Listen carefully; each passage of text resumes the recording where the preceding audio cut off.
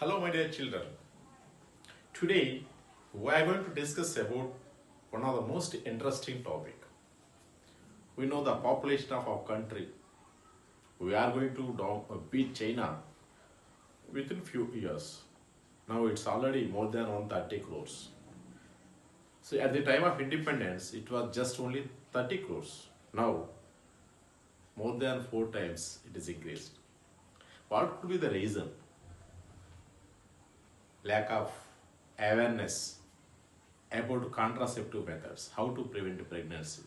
Especially in poorer sector, people do not know how to give gap from one pregnancy to the other and how to stop pregnancy, they do not know.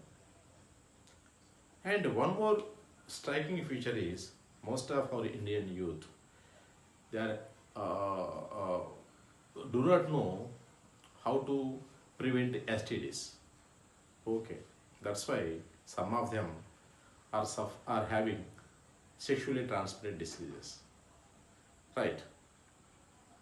Why? Lack of awareness.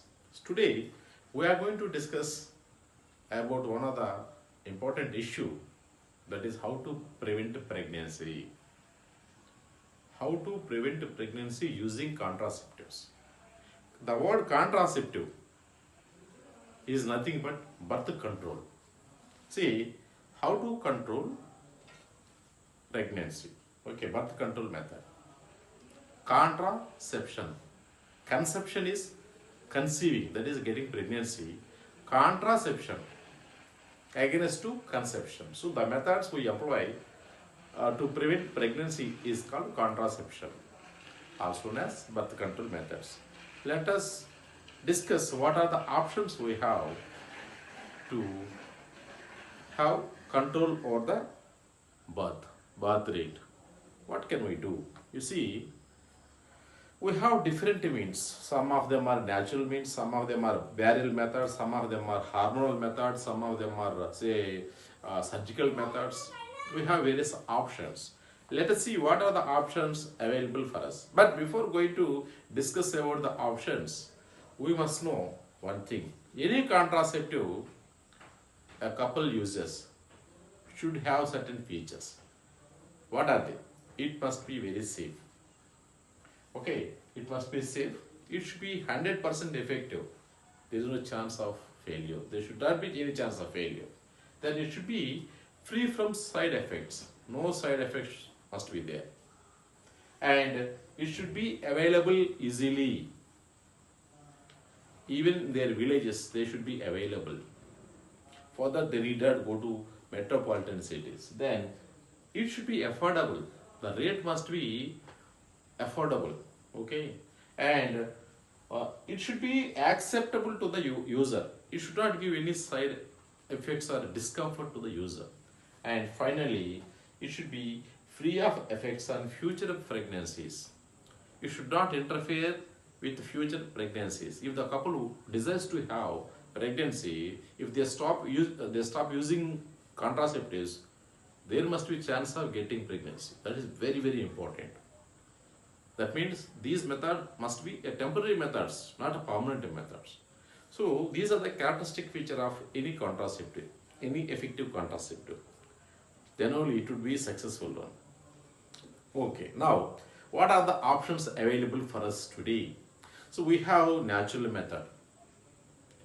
In fact, here no contraceptive will be used. Simply following certain natural principles. And second one is barrier method. Barrier is obstruction. It's obstructing the fusion of gametes by keeping certain physical barrier. That is barrier method. And IUD, intrauterine devices.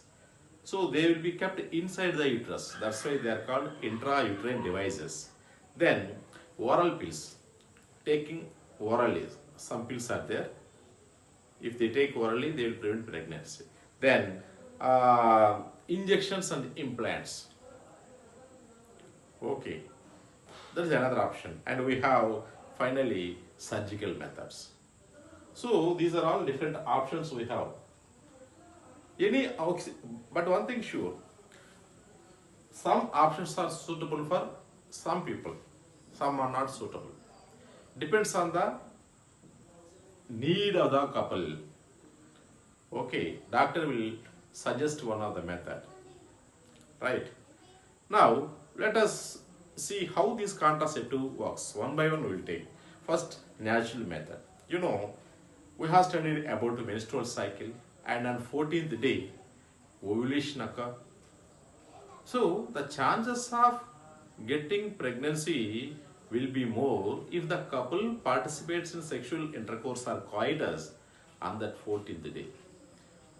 See, 14th day is not a thumb rule. It can be either 2 days this side or that side. It can be on 13th day or 12th day or 16th or 17th day. So that's why if any couple desires to have pregnancy, if they participate in coitus or sexual intercourse, just 2 days this side and that side of 14th day. That means around 2 or 3 days. It would be more appropriate, you know. 3 days this side and 3 days that side. Totally, say 7 days. If they keep engaged in sexual intercourse during these 7 days, the chances of pregnancy would be more. That is for the couple who wants to have pregnancy. Then opposite, for the couple who do not want to have pregnancy, what to do? They should stop participating in sexual intercourse during this time. Understood?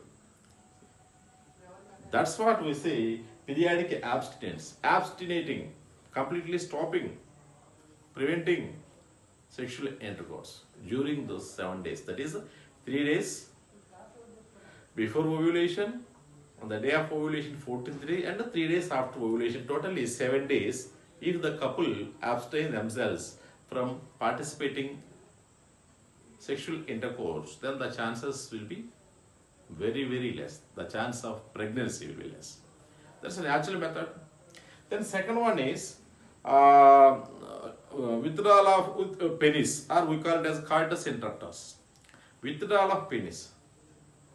When penis is to be withdrawn, you know, during sexual intercourse or coitus, at the time of ejaculation, male will come to know the time of ejaculation, because a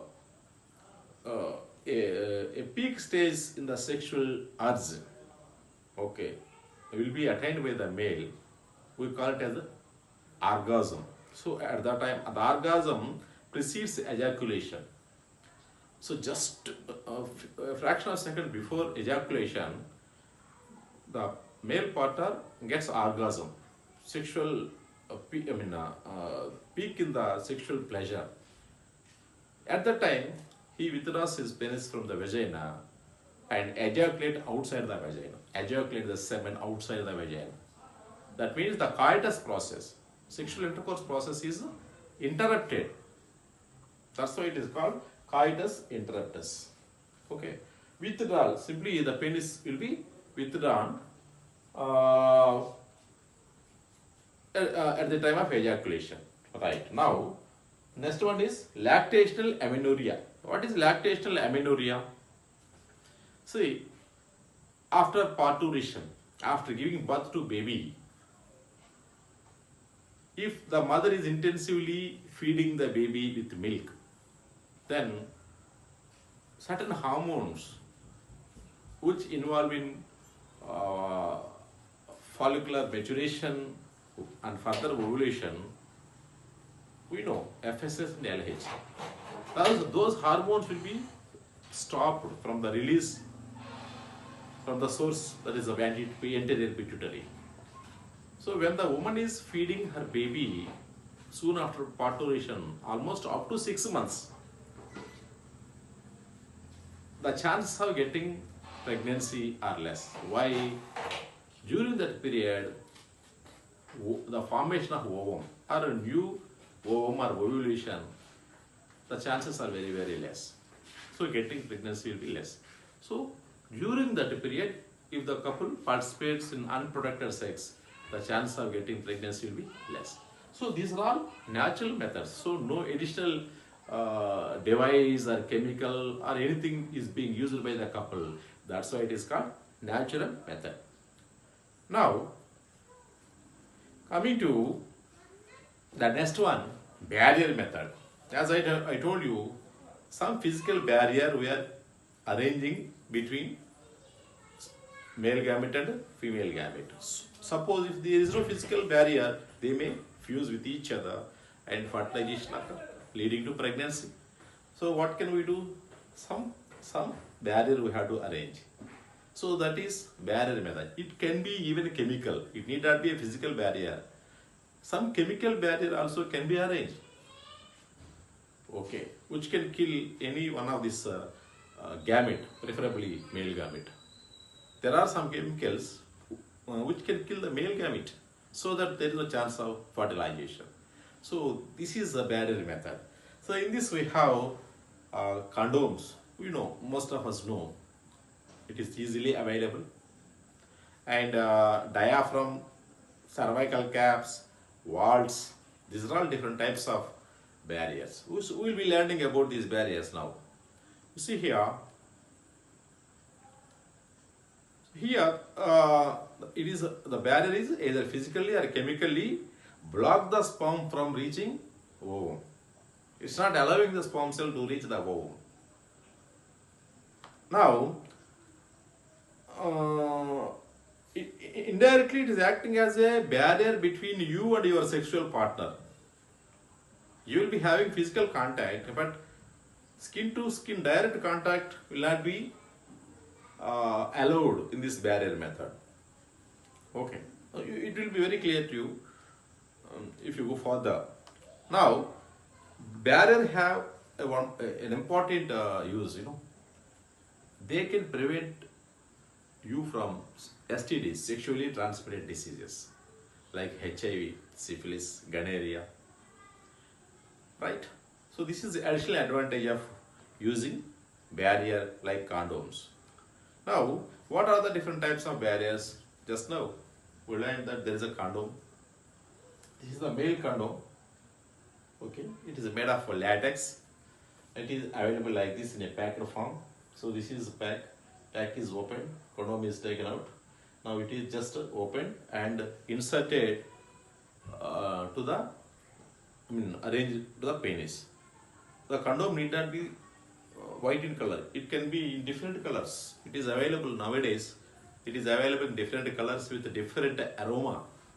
They give different scent. Okay. Now, so this is the way how a condom is arranged. So this is the form in which it is available, and it is arranged to the penis like this, inserted to the penis. Then he can participate in sexual intercourse, and the semen is collected at this tip, so that the semen won't get any chance of going into the uterus, going out to the cervix, and there is no chance of making entry into the uterus. It remains inside this tip only. Suppose if it is damaged, if the tip has minute pores, then there is a chance of leakage of sperm cells. But standard condoms will not have any structural defects or manufactural defects. Now, condom is available for female also. This is a female condom. So this female condom, one side it has a small cup-like structure and other side it has an opening. Now how this is arranged? You see, this is the way a female condom is arranged. So it is just open and it is inserted in her vagina, so that this closed end, which is cup-like, covers cervix, and open end is located outside the vagina, so that she can have sexual intercourse freely with her husband, and whatever the semen collected will be here only. It cannot enter into the uterus for fertilization. Right. One thing is very, very important. So here, this is the way. This is a close-up view. So once the sexual intercourse is over, it will be removed. In the male also, condom will be removed and they will be thrown out. So they are only they can be used only once. Okay, they are disposable. They cannot be reusable. Only one time they are to be used. After that, they are to be disposed out. Now, what are the benefits of condoms? As I told you, so they protect you from STDs also, and they can be inserted by oneself. For that, they need not go to doctors, and it is user friendly, and the cost is also very cheap and easily available in any small medical shop. Okay, and we know Nirod is a popular brand of male condom available in the market today, and condoms will provide partner privacy. Understood? So that's why most of the people use condoms. Now, coming to diaphragm. This is also another type of condom. Diaphragms, cervical caps, walls. There are also barriers just like your condoms. They are made of rubber and they are inserted into the female reproductive tract, and they also cover the cervix during coitus. So how they prevent pregnancy? They prevent pregnancy by blocking the entry of sperm cells. So that is the way how they prevent pregnancy. Just like condoms, only they work. Now, all those condoms, barriers, they are all physical barriers. Okay. Diaphragm, physical barrier. But here, whatever you see, it's a chemical barrier. That means it's a chemical which can kill sperm cells.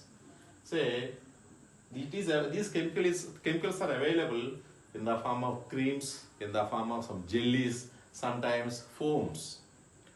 Just before 1 hour of sexual intercourse, the female applies this either cream or jelly or foam into her vagina. Then after 1 hour, if she participates in sexual intercourse, even the sperm is ejaculated. This chemical can kill the sperm cells so that the chances of entry of sperm cell into fallopian tube will be almost remote.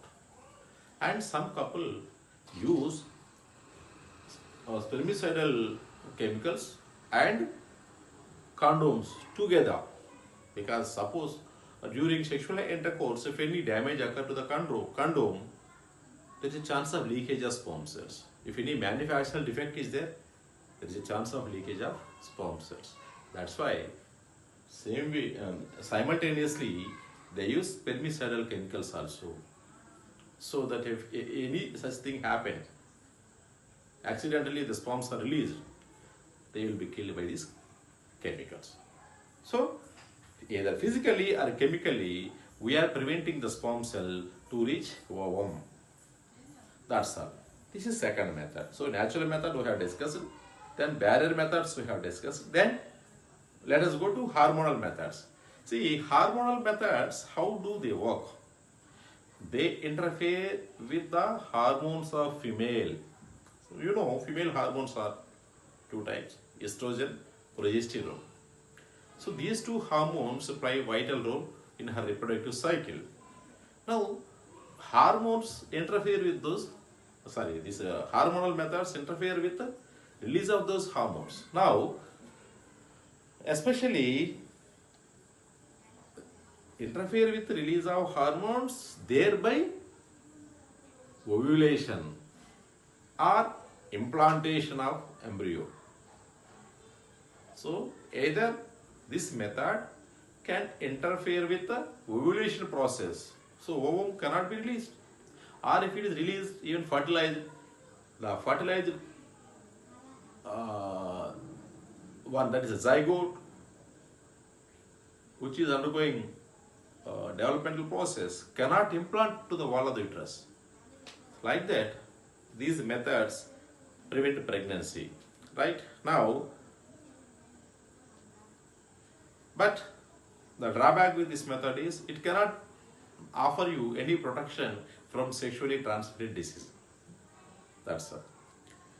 Right now, we have different types of hormonal methods here also. So for example, birth control patch. See, which is a highly efficient, 91 to 99% efficient in preventing pregnancy. And how it is used. Just I will show you. This is a patch, birth control patch. See, very simple, either in the upper side or the back side of the body or in the abdomen region, just they have to arrange. Okay. How long it should be kept? It should be kept for 3 weeks, 21 days. After that, it should be removed and give a gap of 1 week. During that 1 week, the woman will get menstruation, and after that, after 1 week, again a new patch will be arranged either here or in the abdomen region. How this patch prevents pregnancy? See, this patch releases hormones progestin and estrogen, small doses, which will interfere with the ovulation process. Okay, and prevents pregnancy. So it is very safe to use. This is a birth control patch, and we have one more such arrangement, but it should be that should be inserted inside the vagina. We call it as vaginal ring. Okay, I will show you how to arrange that one. This also releases estrogen and progesterone. It is also 91 to 99% effective in preventing pregnancy. Now, how it is arranged? You see here. This is the vaginal ring available in the pocket. It is removed, and that ring is inserted into the female genital tract vagina so that it reaches the mouth of uterus, that is cervix, and holds the cervix like that. And slowly it releases estrogen progesterone hormone and it interferes with the ovulation. So like this, it controls pregnancy. Okay, now this is also should be kept for 3 weeks. After that, it should be removed, and they have to go for a new ring in the 5th week. That means first 3 weeks, one ring, 1 week gap. During this gap, the woman will get menstruation. Again, 5th week, she has to start new ring. Again 3 weeks, 1 week gap. Like that they have to use. Now, same way as the previous one we discussed, it cannot offer any protection from STD. It can prevent pregnancy. Efficiency is 91 to 99%. Okay. Now, see, this is a birth control shot. Okay. This is for every 3 months, not 3 weeks. Every 3 months, doctor will administer a small injection. Okay. It is 94 to 99% effective, and it doesn't offer any protection against STDs. This one example, Depo-Provera 150 mg. So it is a hormonal preparation which will be inserted in the which is injected into the female. You see, all these hormonal methods are meant for female only, whereas the previous barrier method condoms are meant for both male and female. But here, hormonal methods are employed only for female. Remember. Now,